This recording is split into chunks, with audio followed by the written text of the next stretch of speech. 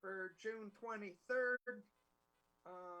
We have on members John Dixon, Matt Stoddard, I believe Ed Williams, Bob Santo, Tom Jones, and myself, Jeff Christ, joined by our executive director, Connor Eckert, and our attorney for the CRC, Robert McLaughlin. Welcome, Bob. Hey guys, it's good to see you all. Been a while. You look good. Where's your mask? It's nice to see everyone without a mask. And I believe Megan Herbert, our secretary, is on as well. That's correct. Welcome, Megan. I'd like to turn the meeting over to Connor Eckert to give us some overview, and then probably our counsel will fill in any details or questions we have concerning a new application. Connor, please. Thank you, Mr. Chairman. Very quickly, the TMCRC does not have a standard application form. We felt it necessary to have such a form, and we don't have an application for a project. This is just the consideration of approving a form of application, which the board received earlier in the week. And I can also do a screen share after this to show the document, but it is essentially a standard application document that goes over what the project is, the amount of financing that's requested, certain project specific questions.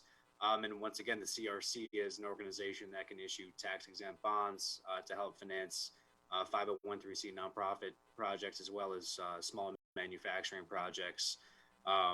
So with that, I'll turn it over to Bob. And once again, as procedural, we're just approving a standard application form. Thanks, Connor. So I just wanted to chat briefly, just to remind the board what the CRC is. The CRC was created after the ability of an IDA to do what's called exempt facility bonds expired in 2008 under the state law. The CRC is a creation under the not-for-profit law. It's not subject to the general municipal law requirements that an IDA is. And therefore, so there was a new general municipal law provision regarding what fees an IDA can charge, and that those fees for a town like the Montgomery IDA have to now coincide with the fees of a county IDA. That's not, that doesn't marry over to the CRC. The CRC is still independent and is subject to only the board control. The application is very basic information that would be enough to get approval to move forward. There is no requirement to do a public hearing like there is on the IDA. What would normally happen once this application came in is that we would have a conference call with the applicant and their usually their investment banker, and then we would send out a tax questionnaire to find out further information from the applicant. So the application is really basic information. The tax questionnaire is further information about the applicant that allows us to determine whether or not they do qualify for tax exemption or not. And then after that is done, then we can get going on the project. So it's kind of a two-step application process, one here and then one on the tax questionnaire. So again, it's just basic information, and it's consistent with other CRC applications that are used around the state, and certainly consistent with, I think, the Orange County IDA as well. The CRC can be used, and what Orange County did use their CRC for is to charge fees for bond closings and annual fees if you have bonds outstanding. And then they used that fee money for an accelerator program, which was their loan program to provide small business loans. And so I think that, you know, we talked about in my prior role that would be an opportunity for the CRC to maybe get involved if you were able to accumulate enough fee money from bond offerings. Happy to take any questions. Bob, is that tax questionnaire a standard questionnaire for the state? So it's not the state, it's driven by the Internal Revenue Code, and it's standard. Every bond council has their own form, but it's essentially the same form. What we're looking for is really tell us more about, you know, when you were qualified as in this case, in the potential case, a tax exempt organization, or why your bonds qualify for tax exemption. Give us your bylaws, give us your meeting minutes, give us your financial reports, give us your 990s if it's a not-for-profit, and then give us your management contracts. Let us know who you do business with. Let us know who your board members are, who your officers are, and really is lay bare your soul to us to make sure that we can issue tax exempt bonds and there are no hidden objections. In some cases, organizations, if it's a not-for-profit applicant, they may have a management contract with a for-profit entity, and that may impact their ability to do tax-exempt bonds, and that's what we're trying to look for. Any other questions from the board?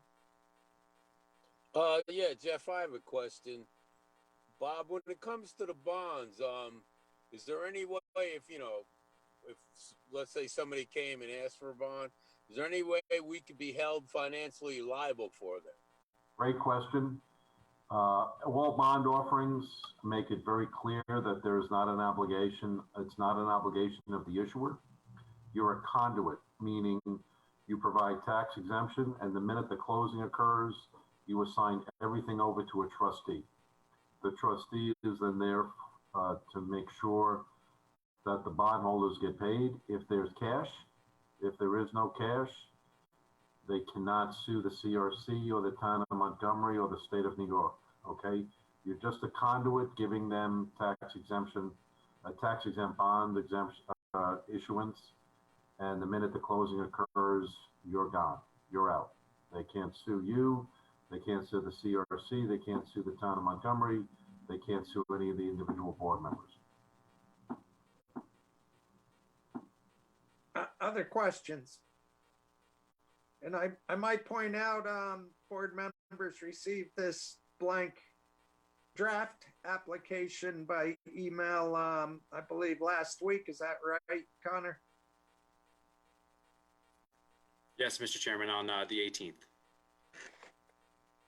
We can ask Connor to screen share if you like. And I presume, Bob, we need to take a vote to approve that application.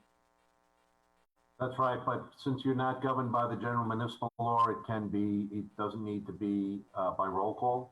It can just be who agrees, who opposes, and any abstentions.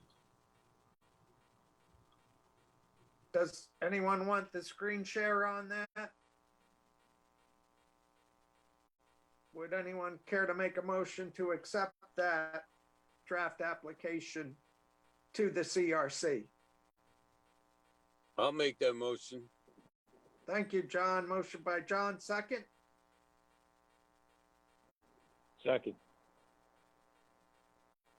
And is that Tom Jones, second? Yes, Tom Jones, second. Okay, I'll call for the vote. All in favor, please say aye. Aye. Aye. Aye. Aye. Is anyone opposed? So we should have 6 in favor and nobody opposed and nobody abstained.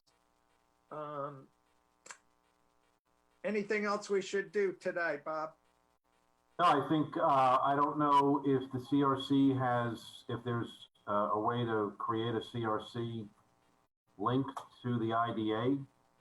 I can't remember if that ever occurred, but if there is, you should put the application up there so that potential applicants can take a look at it and pull it down and fill it out and get it in.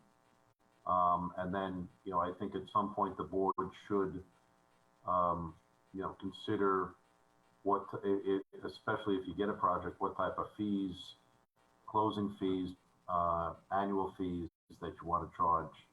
And we can do a survey, or kind of, we can talk about that further on what kind of fees are charged for bond projects around the state. Right. Well, Bob, on our annual reorganization, we mentioned the fees would be the same as the IDA. Is there an option to alter that if we so choose? So this, as I said earlier, the CRC can be the same as the IDA. It can be higher. It can be totally different.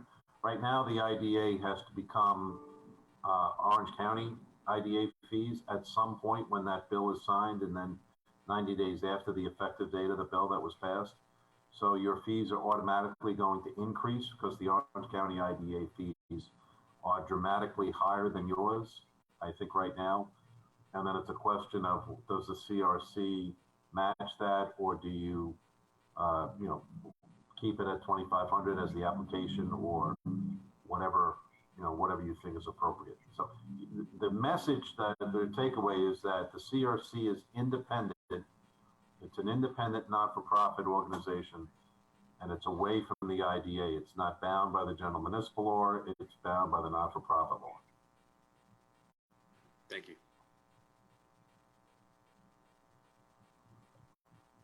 Any other questions or comments for today's meeting? Then any other business we should consider? I would ask for a motion to adjourn. I'll make that motion. Thank you, John. Motion by John, I'll second. second by Bob Santo, I believe. Yes. All in favor, please say aye. Aye. Aye. Anybody opposed? Meeting adjourned. Thank you, Bob and Megan and Connor and all board members for attending. Everybody. Aye. Have a good